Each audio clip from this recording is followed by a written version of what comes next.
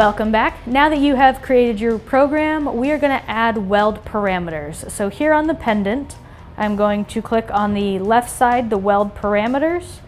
You can see here that our node is yellow. The first thing we are always going to check is our wire and gas type.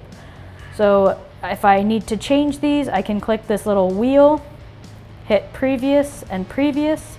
I can select the type of gas that I am using, RCal speed, material type, and my wire diameter. The next thing is I can choose between Synergic or manual mode. So in Synergic, you will select your amperage or your wire feed speed, and then the machine will select voltage for you.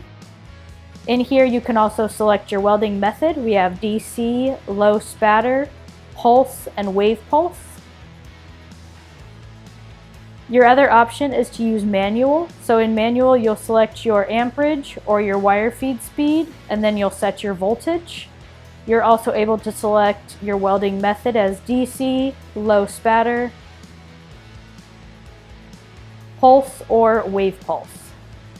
As you can see, once you have your weld settings selected, our RDA OTC node turns white and you are ready to weld. And that is how you add weld parameters to your program.